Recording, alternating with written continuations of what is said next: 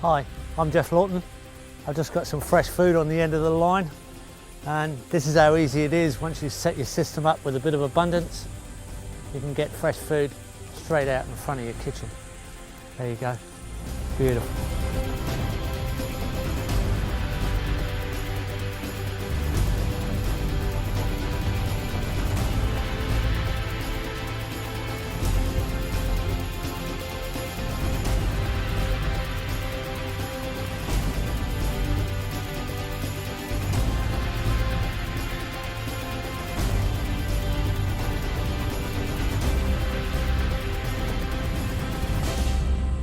If you haven't seen the first video, I encourage you to go back and check it out.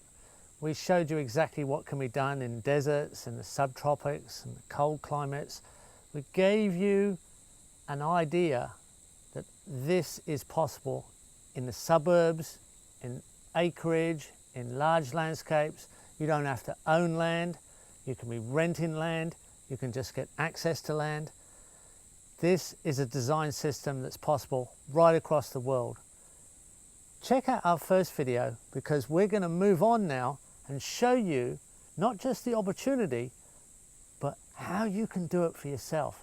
How, if you take a permaculture design course with a competent teacher who has experience, they can give you that confidence to move forward and supply yourself with everything you need for a sustainable, secure future in these times of uncertainty and potential crisis.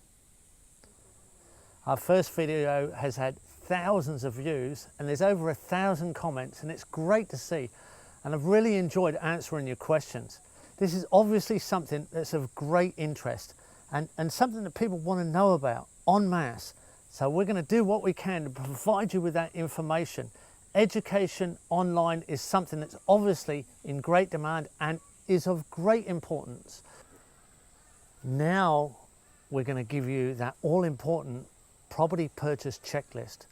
So many of our students and clients say it would have been so much easier if they'd had this sort of advice before they purchase property, if they've already got property before they develop it. And if you don't have property or you can't purchase property, how you go about applying design to the land access possibilities that you have. If you are renting property, or if you're thinking about buying property, if you already have property, design can be applied so that you can supply your needs in the best possible way, so it is efficient and you get a good result for the energy and effort you put in. And this, of course, can save you so much money. So we're really happy to be able to give you this information to make things easier for you and your family and your community as we go forward into a positive future.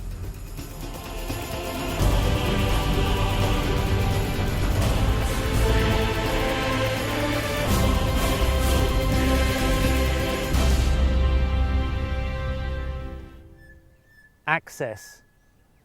Access is one of the most important things to make sure you can plan really well.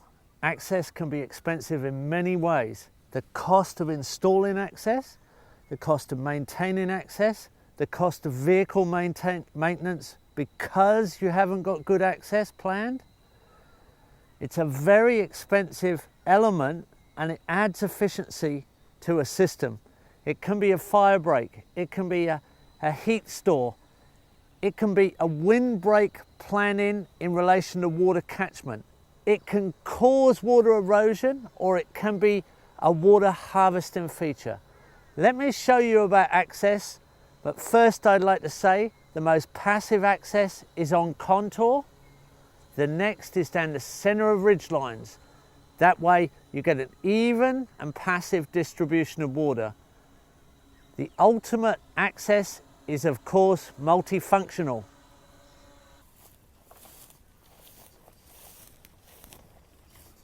This access road that we've put in is perfectly on contour. It's so easy to maintain. It stays very, very stable. So here is a a very simple collection pit from the V-drain and a pipe that goes underneath the road. So we have a passive water collection running off the hard surface of the road. Even light rains start to collect water quickly, and then it feeds through under the road.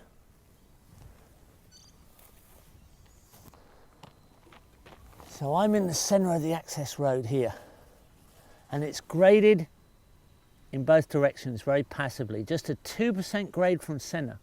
So the road water here runs to the upside and the V-drain and passively into the collection pits, and the pipes take it under the road.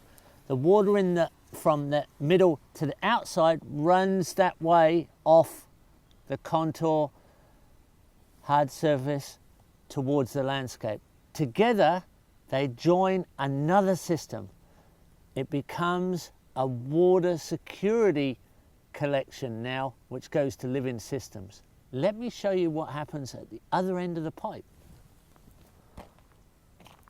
The water path comes through here passively, falls into the swale, increasing water security and growing a food forest on the system.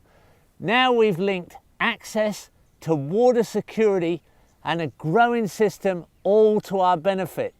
So you need to be able to see this as a design plan priority. Water, access, structural positions. Very important to understand those three main elements in planning.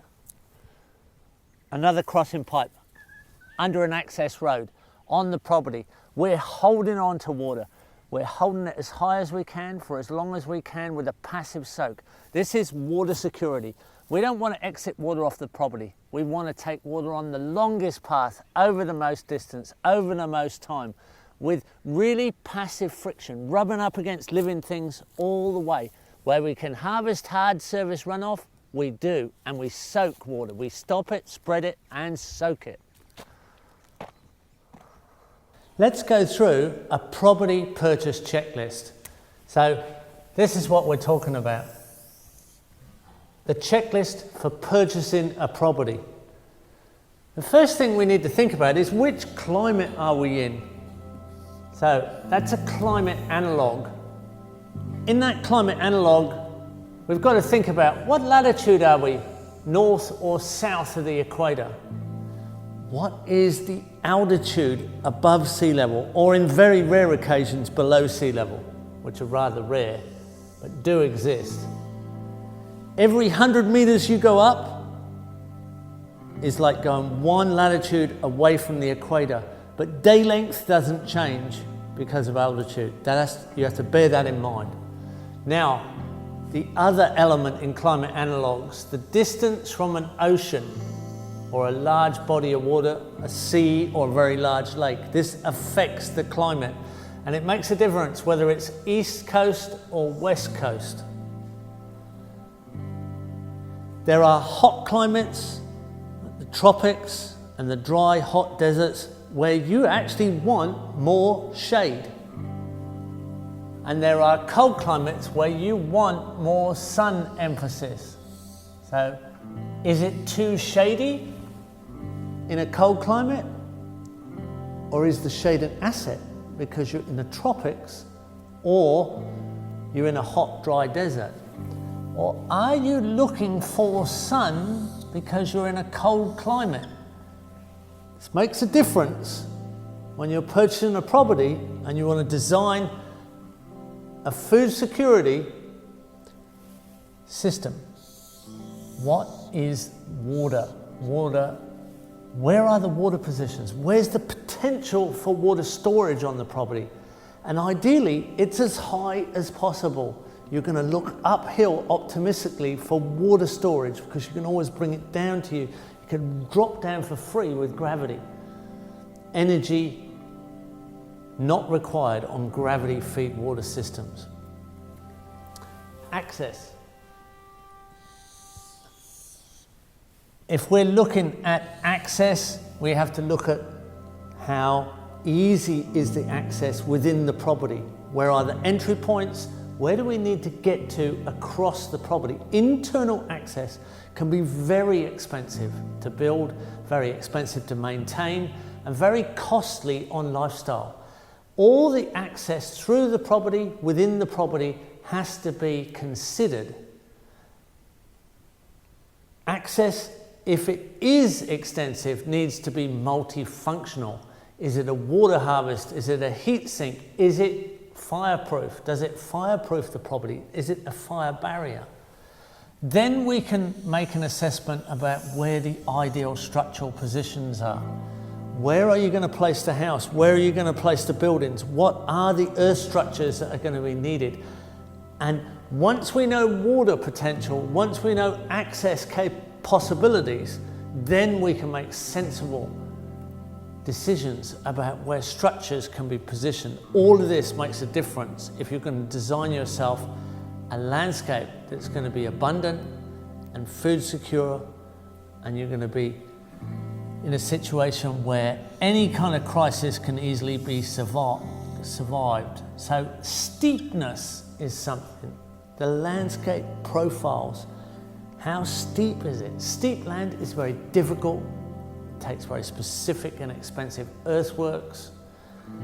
It's very awkward as far as keeping landscape stable. It has gravity assistance, but if it's too steep, there's too much gravity as an assistance. So once it gets over 20 degrees slope, it gets to be very difficult to keep secure if it's not in some kind of tree system. Flat landscape is much easier, but if it's extremely flat, it's very close to being absolutely flat, then you get very little gravity assistance. You're going to have to pump water uphill. You're going to have to pump it up to tank stands to get any kind of gravity fall. You're going to have very low head pressure. It's something to be considered. It is easier landscape. It also suffers from wind effects. So you're going to get a lot of wind erosion. You're going to get a lot of wind buffering of climate. You're going to get hot winds in the hot climates, in the deserts particularly. In cold climates, you're going to get cold effects from the wind. You're going to have to put up windbreaks. But wind, the problem can be the solution for the gravity of water. Wind can be used to pump water. That's another infrastructure if you're going to have to put up a windmill. All of this needs to be considered. Fire. Fire is one of the most damaging elements, and particularly in the Mediterranean climates, the hot end of the temperate climate. The Mediterranean climate still gets winter rain and very hot summers. You can get wet winters with a lot of vegetation growth, then a very dry hot summer, and you get that incredibly dangerous fire potential. What is the fire potential? You're going to build up a system that can be destroyed in just a few hours if you don't fireproof your system. That can be all related to this infrastructure and water positions. The opposite to fire, the absolute opposite, is flood. Do you know where the 100-year flood line is? What are the flood events? Climate is getting more erratic. You need to understand that fire and flood can be on the increase. Wind can be more dramatic. Climate variations. You need to buffer all this by design, placing elements in fundamentally important foundation, mainframe design positions. You need to understand design. Vegetation cover. What is the size of the property in relation to the vegetation cover? If you're in an urban situation, too much large vegetation causes too much shade, and if it's not of value and use to you, that limits what you can do. Large properties on the other end of the scale can have too much cleared landscape. You can't keep it cleared without grazing very large areas or continuously clearing regrowth. You're going to have to let it regrow itself through the forest, which often means it's going to go through a weed cycle first and have different pioneering systems developing before it goes back to forest. All of that should be considered. What sort of vegetation cover do you have on the land in relation to the size? Size is going to make a big difference here. In the suburbs, shade and sun are going to be crucial, that you have enough sun or enough shade to go into a productive system. Larger landscapes, you've got to consider the vegetation cover. All of this is going to make it so much easier to purchase land that is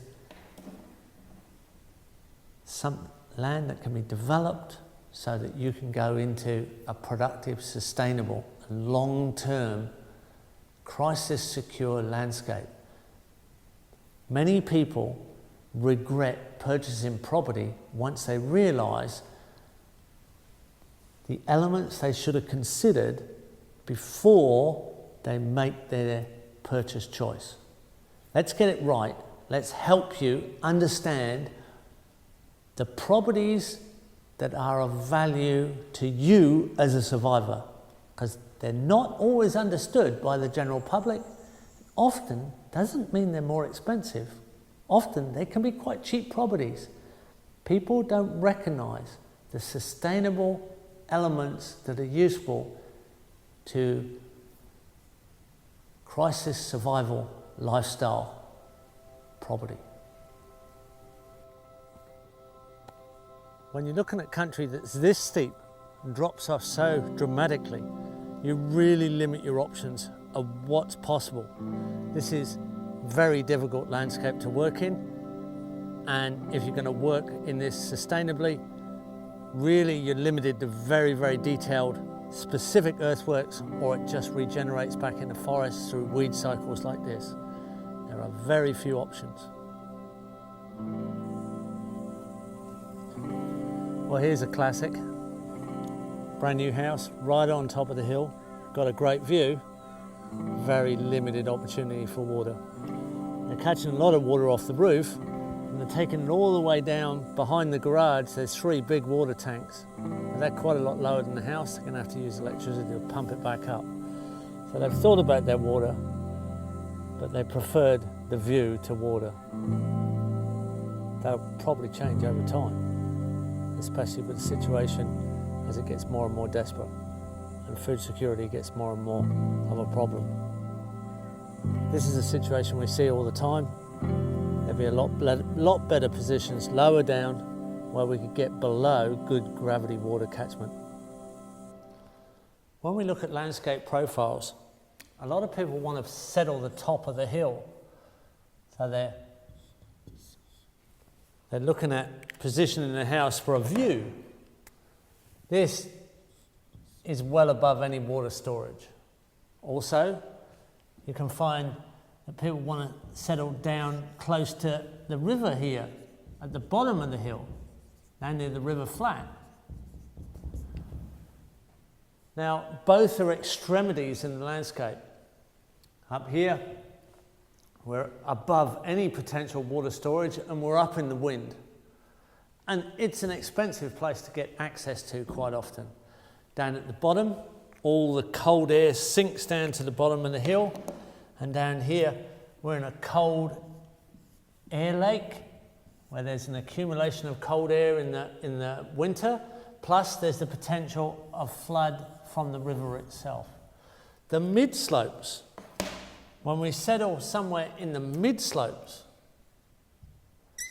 we get the best of both worlds. Here, when it goes between the convex slope of the top of the hill to the concave transition, this is where we can store water.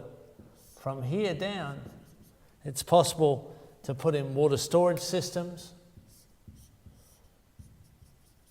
From here down, we can revegetate, so we can get into sheltered positions. We can put in productive systems. We can actually crop down in the river flat here, main cropping systems. Above, on the steeper slopes, we can put security forest in, because that's the only thing that's worthwhile on the steep slopes. We could put a summer house at the top. If we had flat land, we could graze the top, but usually the top of the hill is also security reforested. Now, when we do this, we're in a situation where we have endless gravity water. We have the use of the river flats. We have the nutrient coming down from the top of the hill. We have a system in this inner zone where we can get a design security position. So it's often the mid slopes, the moderation between the flat bottom cold floodplain to the top high dry windy positions. When we move into that option of moderation of the best of both worlds, we start to get real potential design abundance. Here's a classic landscape for you. Beautiful gentle hill there, steep at the top, nice steady slope in the middle and flat at the bottom. And we've got a driveway. Someone's put an expensive driveway in, one that's going to take a lot of maintenance. It's going to need a lot of pipe infrastructure to run water off. Water is going to race down that driveway and cause all kinds of maintenance problems unless they put multiple crossing pipes. And it's only been done to get a house site at the top of the hill where they'll never have any water above them. They'll be pumping water forever. It's all done for a view. Now, if we look across here, there's a valley with a key point dam, a dam that can be put right at the top of that valley and right at the start of the driveway. Almost an unnecessary feature. In fact, I would say an unnecessary feature. We could put a beautiful house site. We would have water above it. It would have access to the gentle slopes in the mid-slope area and also the flat productive country at the bottom, which is not quite flood, but it is definitely a cooler, colder landscape. So we could get the best of both worlds. We could be in the mid-slopes, get used to the bottom slopes, reforest that ridgeline, get the nutrient flow coming downhill, and we win 3 different ways. Okay, if we look over this way, we can see that the windmill here is having to pump water off the flat landscape up to header tanks. And that's quite obviously the situation that you're in flat country. But just looking uphill, just a few hundred meters, and you have quite nice catchment gullies. There are areas here that you could put high dams and gravity feed down to that productive flat country. Would fit in here just perfect, straight across here. Easy, not an expensive job. Up above the gullies, there's quite good reforestation and nutrient flow. The steep country in this particular situation is already forested. It's coming through into stability. It's already quite stable. It's these mid-slopes above the flat, below the steep country, where we can harvest water, get below that water gravity fall, we can get free productivity by contouring out and repatterning the landscape. Production by design. Okay, here's the water tank the windmill pumps to, but this is the ideal house site. There's a gully on the right, a good dam site, a gully on the left, gully on the other side. We can put multiple sets of dams across here. We can have a view of water facing the sun. Beautiful, moderate situation with slope, above the cold flat, below the nutrient flow of the forest on the steep country. These are ideal landscape positions. This is all easy mainframe foundation design work. It's easy to do when you know how. You can't miss these basic points once you've done your design certificate course. It's fundamental design systems.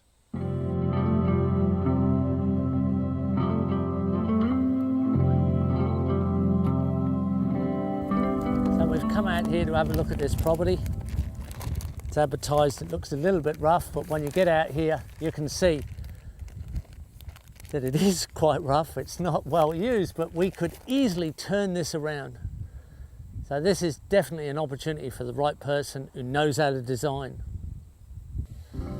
So looking at this property here, we have the middle slopes again, not really being used, and nice high gullies that could be dammed for gravity feed water. As we sweep across the landscape, The landscape is just overgrazed, completely cleared, and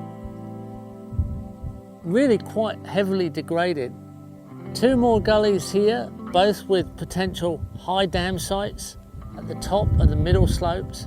And as we go on around the landscape, you can see that they're actually clearing the top of the hill. The steep slope is being cleared for more grazing, and yet the middle slopes, which are better quality, are already overgrazed and degraded. But as we go on round, we can see that there has been quite high quality forest, and there's still some remnant patches left on the steep slope.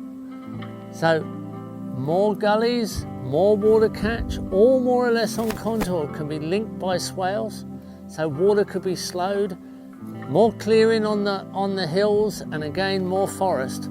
So the ideal reforestation should take place where the deforestation is taking place, and the cows are on the better country in the middle slopes, above the flat but below the steep, and there's just one dam site on the property that is in position already, and the cows are walking up to that and degrading the dam, and the dam spillway is heavily eroded.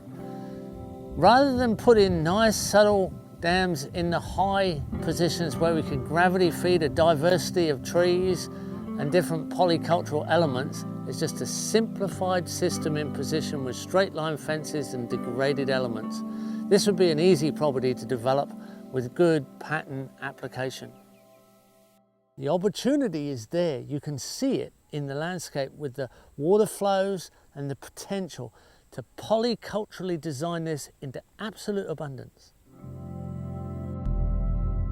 Now we're going to take you onto the design table. Now we're going to take this to a lot more detail and map this out and show you what really could be done if we really extend design from that contour line through. So we have a little dam here that I pointed out on the landscape, and a contour line joining it to another valley dam here, through to another valley dam there, and on round to another valley dam here. We saw all these quite clearly on the landscape. So here we go, going round on that contour line. We can see that there's this great big linkage between dams, contours, and water harvesting systems. Now that contour line goes on around the landscape. You can see how that would increase the catchment to each of these dams, but also potentially share the nutrient. Now, there is a big dam that's already on the property, or a sizable dam, with quite an eroded spillway because it's overgrazed around it. But if you look at that on the map, after looking at the main line, you can see this dam is also connectable across the landscape. Now we've got patterning really starting to take place. We've got a system where we're harmonizing with the landscape itself and the energy that shaped this landscape. We've got multiple little dams coming round this landscape, and we're starting to see a sensible way of dividing landscape. If we move up to the top of these valleys, there's also another line right at the very top where we can connect water storage to water harvest on through the landscape, down to contour line connections and on through. This starts to give you a real patterning of landscape potential. You can see this straight away online. You can see this on the landscape. This becomes a forested contour line division. Gathering nutrient, harvesting water, rehydrating landscape, refertilizing the soils, and giving you a very passive, harmonious rehabilitation of what could be a very, very beautiful property. Now, when we look at the steep country above this, there's absolutely no reason to have that cleared. So there's a whole zone here that may as well just go back into forest. And that in itself is a nutrient flow. There's a natural accumulation of nutrient in biosphere forest or farm forestry combinations. That nutrient comes down through this system. Now, when we look at a sensible position here to establish a house site, it's not far off the road, somewhere in these mid to lower slopes here. There's an ideal situation where a house site, home garden, home orchard is just oversupplied with water, nutrient, and a very easy access set of lines dividing the land use patterning. That is simply a main frame. That's all that is. It's unavoidable that you can see that. It's inevitable that you can see that after you understand design through a permaculture design course experience. That will be a standard vision for you. From there, evolutions iterate into really interesting complexity that will give you something that is extremely stable, fertile, and permanent. Let's just put a sensible bit of access into this design. There's already a road in here, and this is a ridge line, a very easy road access straight in here. Then we can access along the back of these swales and dams and get good water access easily. We have a patterning of access that is also harmonious to landscape. We can quite easily come down ridge lines in between dams. Let's take this design a little bit further into defining the land use in between these contour lines, these defined swaled forest lines. If we look at the valleys on the property between these dams, they would be ideal reforestation areas. So they define a flow pattern that is already shaped into the landscape. When these are reforested, it defines the area of use between the swales. Now we have a whole set of cell grazing paddocks. We have a set of grazing or cropland areas. Could be grazing, it could be crops, or it could just be going to reforestation if that's what you prefer. And if you want to go into functional landscape that you can actually use, we're defining areas here that are incredibly stable. These are all crop or cell grazing patterns so that we can rehabilitate this landscape within that zone. That's without going up above where there are more and more divided areas. All of this enhanced by tree growth, division. We know that agriculture is deficient in the effect of trees. So now we've got quite a different set of land use pattern functionality. When we get to the lower slopes here, these lower sections are going to be running water permanently. There's a moderation here of flood and drought.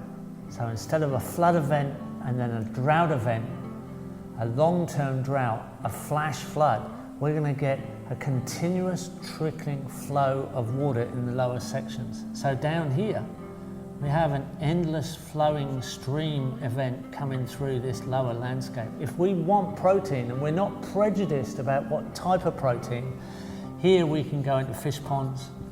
Here we can have fish ponds off contour because they can be on the side of the hill. We have so much gravity flow. We have a system here where the top swales more than 15 meters above the house site. They're more like 18 or 20 meters. So we have good gravity irrigation systems. We have an abundant potential for gardens and orchards around the house site system.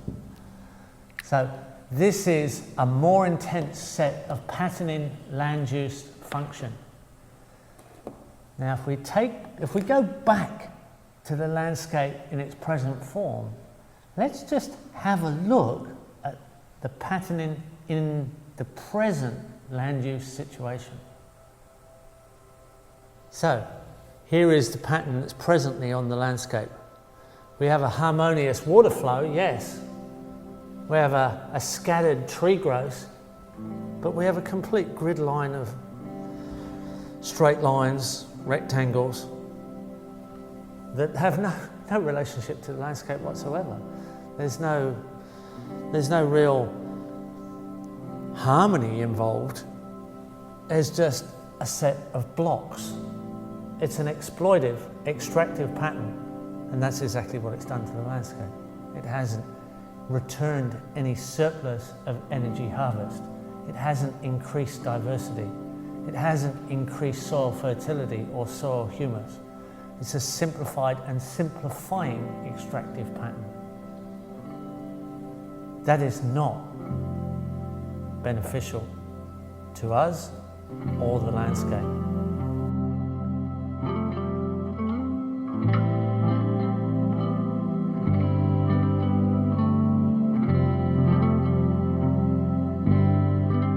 We have to design so that we care for the earth and we care for the people on the earth, and we return a surplus of freely available energy into the abundance that is the potential. Remember, send in your comments, because we really want to know what it is you think of the property purchase checklist that we've provided for you, because it helps us provide more information, and we want to provide the information that you desire. So put your comments in down below here. Look out for an email from me next week, because we have something very special that we've been working on, and we're just putting the final touches to it. So don't miss out, because this is something that's really going to help you a lot. The next video, we're going to really expand on the potential. Once you know what sort of property you're moving on to, whether you're going to work on a balcony or a small tiny garden in the suburbs, a small acreage, a medium acreage, a large acreage, even expansive landscape, we're going to show you the potential of what's possible in all these different situations, so that you can really feel confident that this design system is the one that's really going to help you be secure in the future.